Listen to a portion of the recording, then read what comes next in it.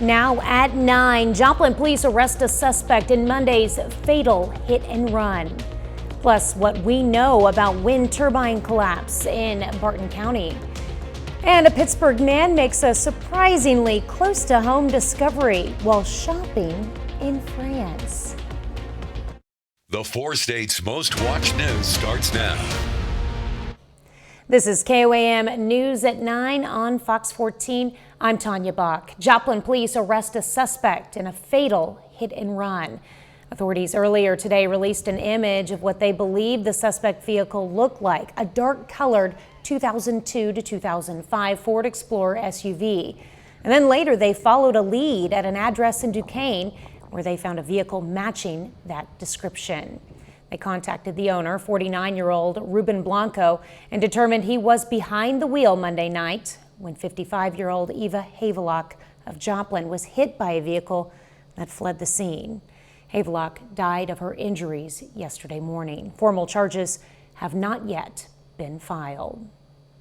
A wind turbine has collapsed in Barton County, Missouri. Take a look at KOAM's drone video of the scene. This is part of Liberty's North Fork Ridge Wind Farm off of Highway 43. Liberty's communications director tells us no one was near the site when the turbine collapsed and no injuries were reported. The company says they've secured the site for safety. Liberty says it's assessing the situation and will provide additional details as they become available. The company adds that the safety of the public and its employees are its top priority. Meteorologist Tiffany Savona joins us with a first look at weather. A quiet evening in downtown Joplin, much different from what we saw yesterday. Yesterday we saw snow. It was cold. Today we topped out in the 40s and 50s. Hard to believe. And tomorrow is going to be even warmer, but then we have some big changes in the forecast. As the kids are getting ready to head off to catch the bus in the morning, it will be a cold start, temperatures in the 20s. At least the winds won't be quite as strong tomorrow. And then as they're heading home, look at that, 54 degrees. That's a good 10 degrees above the average this time of year. But we are tracking our first Arctic blast of the season. We have a wind chill watch in effect from Friday afternoon into Tuesday morning for our Kansas counties. I wouldn't be surprised if this was expanded to include more of the 4-state region. We'll let you know wind chills will drop below 0 coming up. Back to you. All right, thanks, Tiffany. The Carthage Chamber of Commerce has started a series of women empowerment luncheons focusing on women in the workforce. KOAM's Amber Jenkins has more. We can succeed when we work together. The Carthage Chamber of Commerce first of its kind Women's Empowerment is a new monthly series of lunches leading up to the Women's in Business Conference in May. Empower them, to lift them up, to hear other stories, and to be able to take all of these things that we learned today and carry them back home into our work so we can be better leaders, not only in our community, but in our workforce as well. Chelsea Bodie is the first speaker to be invited to share her experience being a CEO working in tech and climbing the ranks. I hope it inspires. I don't really have anything except my story, so my plan is to kind of tell my journey and reflect on some of the things and lessons and challenges that I've had over the years. Women from across the 4 states listened to Bodie, who emphasized the power of not fitting the mold. One of the slides talks about some of the things that they taught in the economics classroom back in the 1950s. So I'm very grateful. It's kind of a funny slide. I'm very grateful that I'm not a woman of the 1950s because I don't fit that mold at all. This is not just a Carthage event. This is open to our whole region. This event was created, it's for women and by women. Reporting in Carthage, Amber Jenkins, KOAM News. The Chamber will announce the next luncheon speaker and topic later this week. Lebec County High School in Kansas hosted a welding competition today. Close to 500 area students from more than 20 high schools took part in the competition. Students were judged on different types of welds, metal preparation, and cuts. Competition is coming for a long time, and we have it every year, and we're lucky enough to host it. But basically just kind of like whether you know you're going to be in it and you try out for the team, I made the team, then you're like, oh, I got to get with it now. So I'm going to go sit in the booth and I'm going to do welds that I think is going to be at the competition just to practice and basically get a feel for it. And there were also math tests as part of the competition.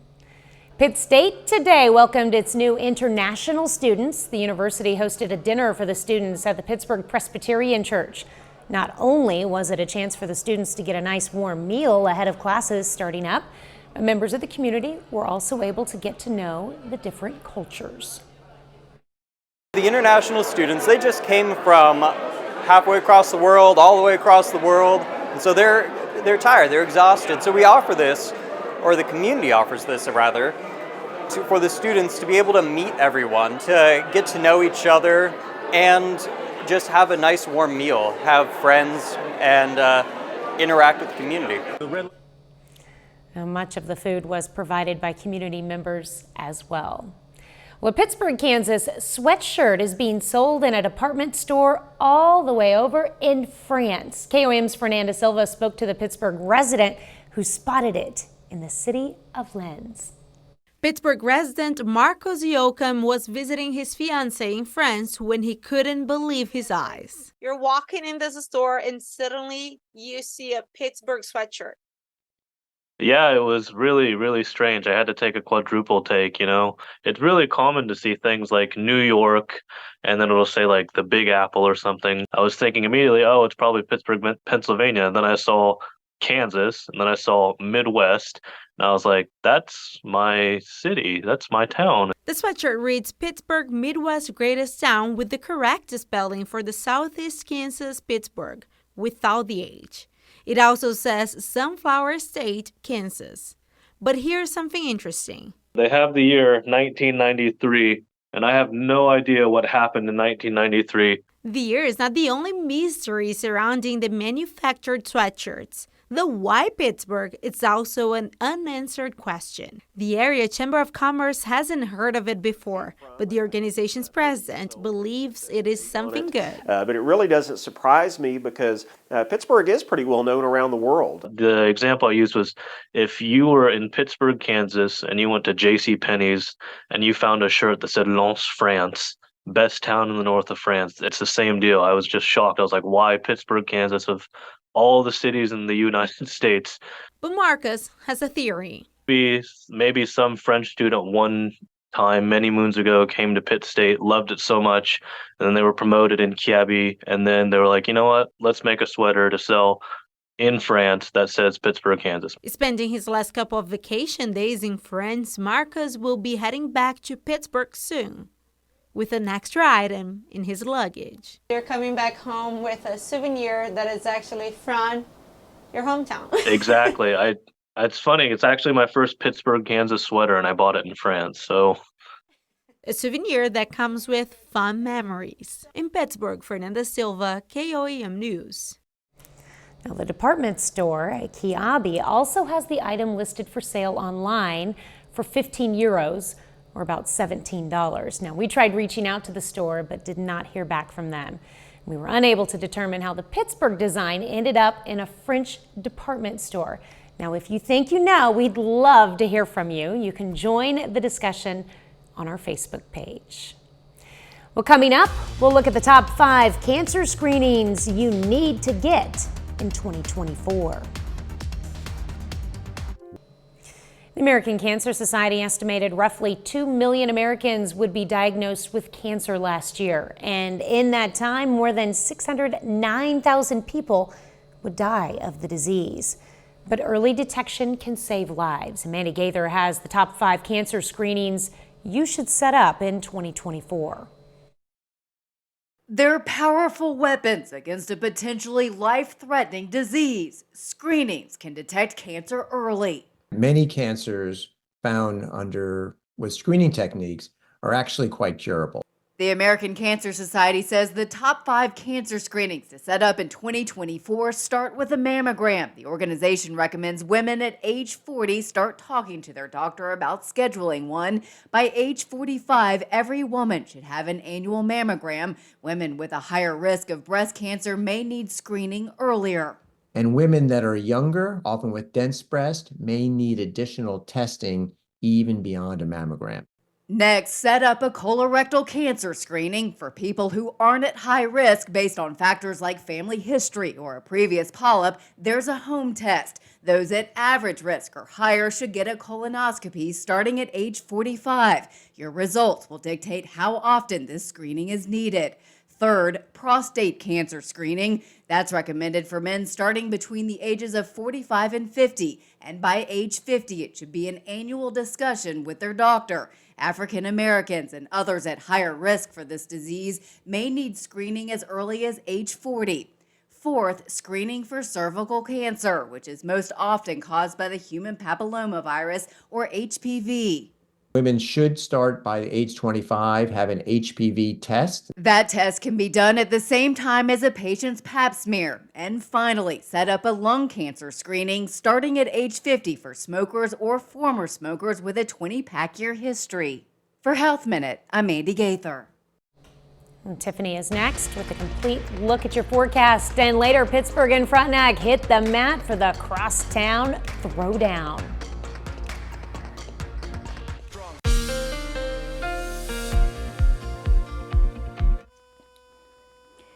Good evening. We have a very active weather pattern ahead that will bring us the first Arctic blast of the season. So now is the time to prepare. We're tracking 2 storm systems. The first one arrives tomorrow night into the day on Friday. Second round is Sunday into Monday. That'll be the stronger storm system. Both systems will bring us a chance for snow and wind chills below 0 degrees. So let's get right into it. The energy with our first storm system moving across the Pacific Northwest. This is a very dynamic storm system. It will dive off to the south and move into the southern plains as we head into tomorrow night. So tomorrow will be dry during the day, sunny to start, cold, and then temperatures will be rising into the low middle 50s out ahead of our next storm system, but the clouds will be increasing. Now the rain won't move in until Thursday night, and there could even be a couple of thunderstorms out there. Wouldn't be surprised if areas south and east of Joplin, so southern Missouri and into northwestern Arkansas, we see more thunderstorm activity as we will be on the backside of the system the farther north and west you go. So Thursday night into early Friday morning, we'll see showers, a couple of storms, and then as the colder air wraps in behind the system, the rain changes over to snow. But here we're going to stop the clock at 6 a.m. on Friday. Wide variety of temperatures across the map. So it really depends on where you live, what you're going to be seeing when you're waking up.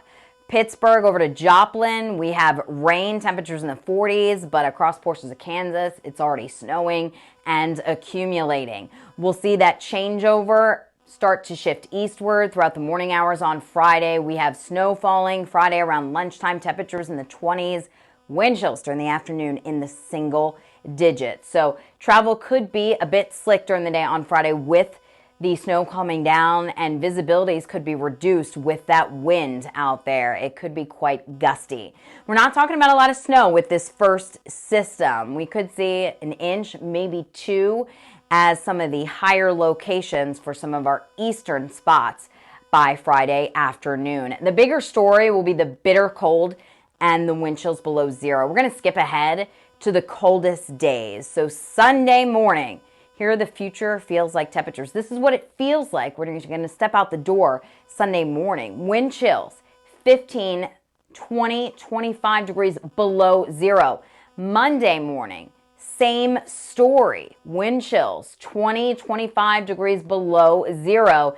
Tuesday morning, not quite as bad if you can say that, but wind chills still minus 15, minus 20. So we could see wind chills below 0 degrees Sunday, Monday, and into the day on Tuesday all day long. So several consecutive days here of the bitter cold expected. So we're dry Thursday, storms possible Thursday night, especially south and east of Joplin. Snow and wind make it a potential alert day on Friday. Minor accumulations, but travel could be impacted. Saturday, we're in between systems. The stronger system could bring us some higher accumulation Sunday into Monday.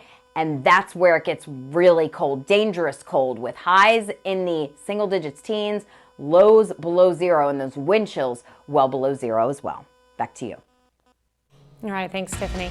Well, coming up, how a new labor rule from the Biden administration aims to prevent the misclassification of workers as independent contractors. Boeing's CEO is talking for the first time about Friday's terrifying incident where a panel flew off an Alaska Airlines jet full of passengers. Although no one was seriously hurt, the haunting image of this gaping hole in the Alaska 737 MAX 9 shook Boeing CEO David Calhoun. He spoke with employees. I didn't know what happened to whoever was supposed to be in the seat next to that hole in the airplane. I got kids, I got grandkids, and so do you. We're going to approach this, number one, acknowledging our mistake. We are going to approach it with 100% and complete transparency every step of the way. Investigators are honing in on the 4 bolts designed to hold that door panel in place, bolts that so far they cannot find. For now, all MAX 9s in the U.S. are grounded. Well, that side hustle could soon be classified as a second job, thanks to new labor rules unveiled by the Biden administration this week. Fox's Jared Halpern has more from the White House. The so-called gig economy is about to get a big makeover. The Labor Department announcing a new rule Tuesday that could see millions of American workers reclassified from independent contractors to regular employees, a step aimed at boosting legal protections and incomes. This is one of President Biden's most important priorities, which is to make sure that one job is enough to sustain a family. The new rule replaces a Trump-era regulation classifying most gig employees as contractors and therefore not entitled to minimum wages or benefits. The Biden administration claims employers have exploited loopholes to misclassify workers and avoid paying them what they're worth. The U.S. Chamber of Commerce disagrees, saying the rule could destabilize the workforce, writing in part, quote, "It threatens the flexibility of individuals to work when and how they want and could have significant negative impacts on our economy." But reaction from actual businesses has been mixed so far. App-based employers like Uber, Lyft, and DoorDash say they don't believe the new rule applies to their workers. Others, including restaurant owners, are afraid they'll be forced to reclassify everyone from waiters to dishwashers, resulting in new costs they simply can't afford. We had a $350,000 drop in revenue, while our labor went from $500,000 a year to $650,000. So $350,000 drop in revenue, but $150,000 increase in labor. The U.S. Chamber of Commerce says it's now considering legal action to stop the rule from being enforced. At the White House, Jared Halpern, Fox News. Well, up next, we'll tell you all about how you can get behind the wheel of the iconic Oscar Mayer Wienermobile. Well, if you're looking for a new career move, Oscar Mayer has just the job for you. They're looking for Wienermobile drivers. The company is hiring a dozen hot doggers for what it calls a rare and coveted job. Those interested in getting behind the wheel of the iconic 27-foot-long hot dog on wheels can apply on the Oscar Mayer website through January 31st. It will be a full-time job lasting for a year. Drivers will visit more than 20 states. The base salary is $35,600. 30 more minutes of news, weather, and sports is coming your way. The Joplin Regional Airport introduces its newest security staff member, a bomb-sniffing dog. Plus, another Fort Scott, Kansas business announces it's closing its doors. You're watching the 4 states' most watched news. This is KOAM News at 9 on Fox 14. I'm Tanya Bach. The Joplin Airport welcomed the newest member of its law enforcement team last month. KOAM's Anthony Saviello shows us what the bark is all about. Meet Bubba, the 4-legged furball who is on the case. The suitcase, that is. Bubba's an English golden retriever. He came to us from the Timber Creek Kennels in Wentworth, Missouri, and he's a year and a half old. So we've been training with him for about 8 months now, and working with him here at the airport for about 2 months. The arrival of Bubba is something airport manager Bart Starkey says not only helps airport patrons, but all residents in the area. Still here to try to provide the best security we can for our passengers and for the other people on the other tenants on the airfield. We're also available to provide that service to the area with our bomb dog. We can go to any other facilities that may have a bomb threat and provide that explosive detection service. Even though he's on the job, just like any other dog, Bubba has to have fun. That's our goal, you know, but he's a character. Bubba isn't all play and no work.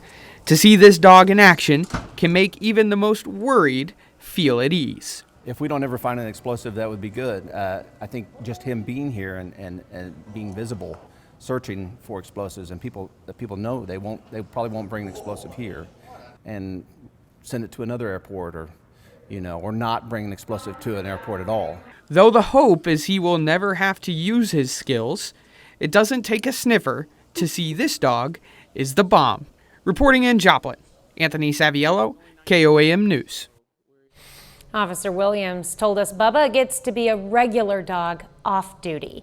He interacts with people and other dogs at home and eats plenty of treats. The Pittsburgh Community School Board today held a special meeting to give an update on the search for a new superintendent. So far, they have 7 candidates they're looking at. All of them are from out of state and span 6 different states. However, they're still looking for candidates in Kansas as well. We want that person that is a good communicator, a good, honest person that can communicate with everyone from classified all the way through our certified staff. Good with numbers for our budget, obviously, because that's a big deal, so that's key. But we just want that overall good person, good communicator, knows curriculum, knows our budget, things like that. Options. The current USD 250 superintendent, Richard Proffitt, will be retiring June 30th. Well, a merchandising company is leaving Fort Scott, Kansas. Value Merchandisers Company is closing its facility. The city says the decision is driven by a new automated system and cost-saving measures. This closure follows the announcement that Timken Corporate Communications is also leaving Fort Scott. The city plans to develop training opportunities for all of the affected workers. Well, a House panel held a hearing today on whether to impeach Homeland Security Secretary Alejandro Mayorkas, saying he has broken the law allowing illegal immigrants and drugs to flow into the U.S. Meanwhile, senators could be closer to a deal on border security. Fox's Caroline Shively reports from Washington. The crisis at the border easing a bit in recent days, with daily apprehensions falling by more than half after hitting a record 230,000 for the month of December. Our immigration system is outdated and broken and has been in need of reform for literally decades. The impact of months of record crossings are being felt far from the border. Like here in Chicago, where busloads of migrants continue to arrive. Over 30,000 have come to the city since August of 2022. And in New York City Tuesday night, migrants who were staying at a city shelter in an airfield were bused to this public high school ahead of a rainstorm. On Wednesday, students were told to stay home and log on remotely. It is unfair that we had to move 2,000 migrants into a school, disrupt the education of 4,000 students, just to have to do it again if there is another storm. But the epicenter of the border fight is in Washington on Wednesday, with the House committee starting impeachment proceedings against Homeland Security Secretary Alejandro Mayorkas. This is a years-long pattern of refusing to enforce the laws passed by Congress. You cannot impeach a cabinet secretary because you don't like the president's policies. At the same time, the Senate appears to be inching closer to a border reform deal. We're closer to agreement than we have ever been. A lot more than the border is riding on a potential deal. It's wrapped up in President Biden's $106 billion spending request that includes money for the wars in Ukraine and Israel. In Washington, Caroline Shively, Fox News. Well, a bit later, the future of technology is on display in Las Vegas right now. We're going to check out some of the inventions showcased at CES 2024.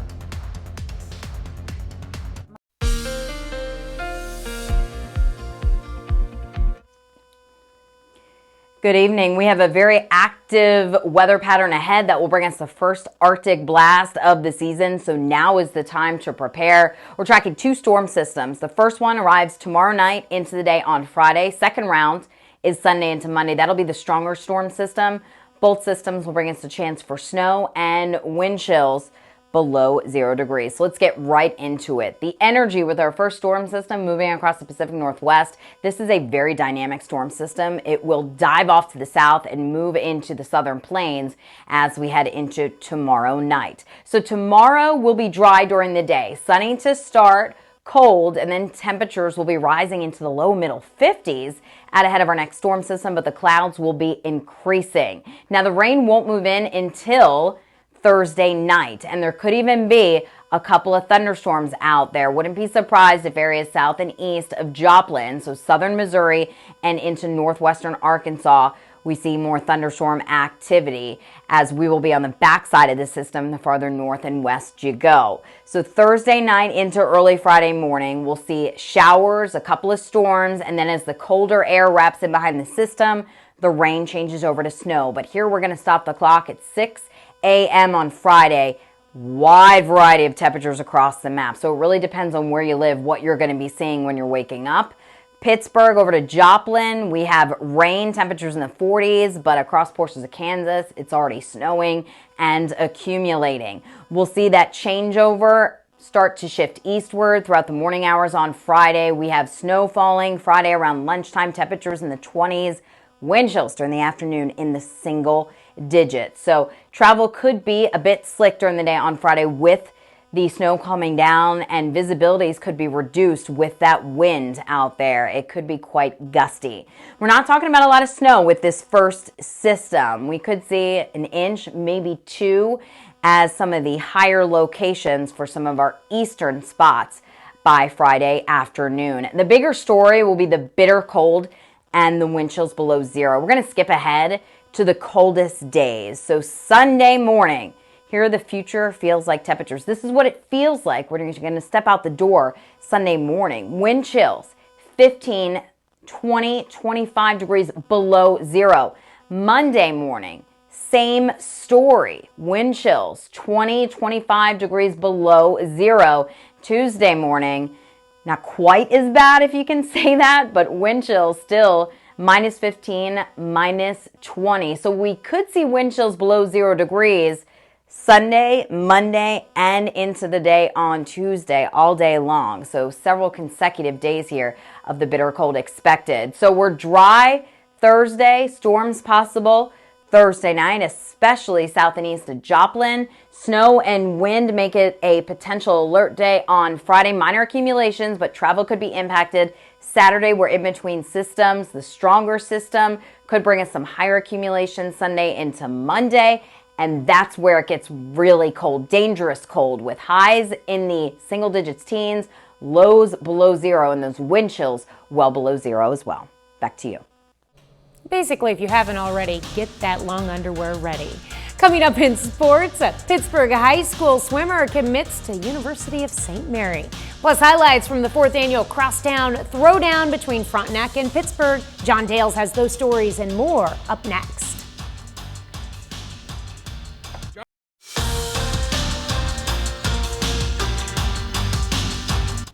There are plenty of rivalries you might know about in the 4 states: Pitt State and Missouri Southern, Webb City and Carl Junction, Parsons and Labette County. Today, another one gets renewed. The Crosstown Throwdown between Frontenac and Pittsburgh Wrestling. Pittsburgh's entire student body in attendance for the Crosstown Throwdown as Frontenac visits. Wrestling at 106 pounds, Pittsburgh's Evan Antony wins by fall against Frontenac's Mark Stroud. Next up, at 113 pounds, Chris Pickle for Frontenac. He gets the win by fall over Muntasir Manzer. Now at 144 pounds, good battle between Tyler Bailey and Ethan Jones, and Bailey wins by fall for Pittsburgh. Then one of the most impressive sights from today at 157 pounds, Wyatt Frazier hurts his arm early, gets it checked by the trainers, then recovers to win by fall over Ashton Botter. Good close battle throughout the afternoon. Raiders and Purple Dragons tied, but because of an unsportsmanlike penalty against Frontenac, the Pittsburgh boys win the 2024 Crosstown Throwdown 34-33. And it was awesome. We got the win, keeping the trophy at home against a tough Frontenac team, so really proud of my guys. Man, the atmosphere was great, man. It's really excited me when we wanted to host the Assembly Duel for a while. This is our first time doing it, so couldn't have went better. Very busy day at Pittsburgh High School as the Crosstown Throwdown is going on. Elsewhere in the building, a Purple Dragons senior signs her college commitment letter. Ava Steyer of Pittsburgh High School signing her letter of intent to join the women's swim team at the University of St. Mary in Leavenworth, Kansas. She spent her high school swim career at Fort Scott because Pittsburgh doesn't have a swim team. And Steyer is grateful that Fort Scott gave her the opportunity to get to this point. I am looking forward to just growing as a swimmer, and I feel like swimming just really helps to build my confidence as a person too, and just everything in general. So I'm looking forward to just going and seeing where it can get me. Blessed with the opportunity to go swim with them because we don't have a program here in Pittsburgh, so being able to go there is just awesome, and I am very grateful for that. And they have, Coach Maddie and everyone has done everything to help me become the swimmer I am today. In the NFL, more firings taking place in the last day for head coaches and coordinators.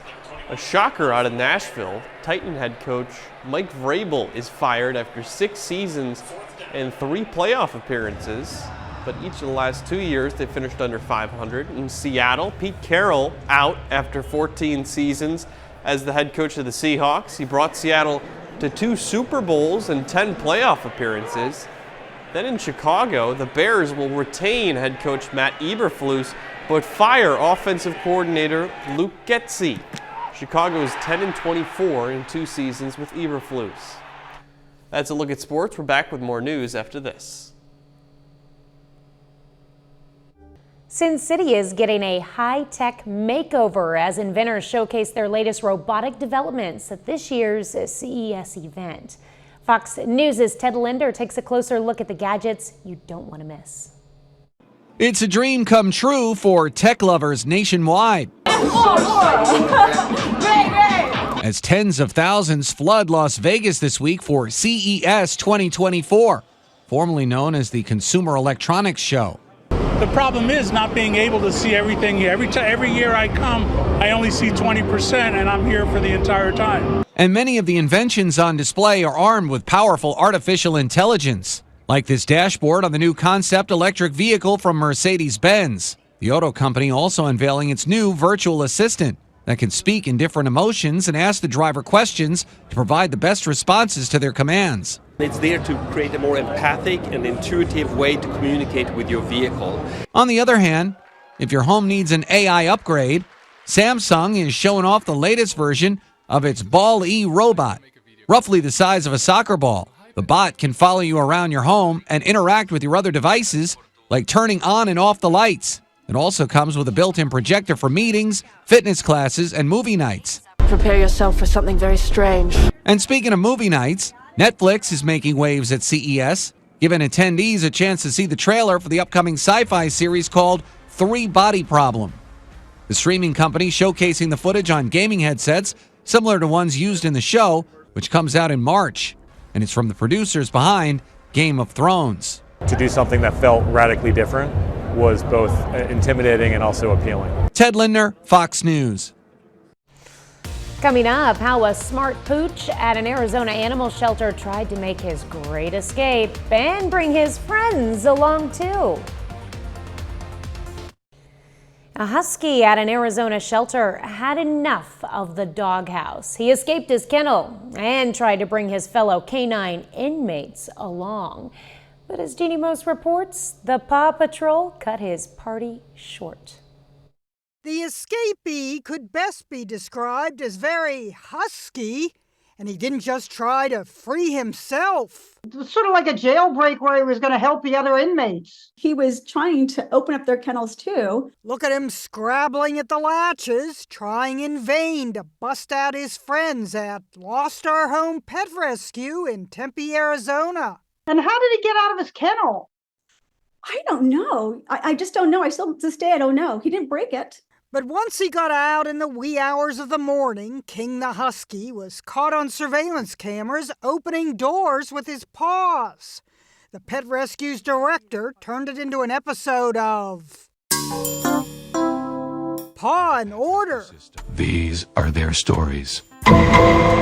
Spilling food and water that director Jody Polanski saw on the surveillance camera from her home after the motion detection system alerted her to the breakout. And then all of a sudden I saw the mess and I was like, oh no. Police were also alerted and greeted by the friendly tail-wagging escapee who was eventually escorted back to his kennel. And then another shocker. And I was like, oh my, who taught this man to clean? The policeman picked items off the floor, swept the office, used a rag to mop up water, even moved the filing cabinet to clean behind it. You had a nickname for the officer? Mr. Clean. Officer Clean. Mr. Clean gets rid of dirt and grime and grease in just a minute. King has since been adopted, and thanks to police, the Husky's escape was sort of a clean getaway. That's awesome. That's our time for tonight. Thanks for joining us. We're going to leave you with video of a baby elephant cuddling with its mama after being reunited at a reserve in India. How sweet. Have a great night and an even better tomorrow.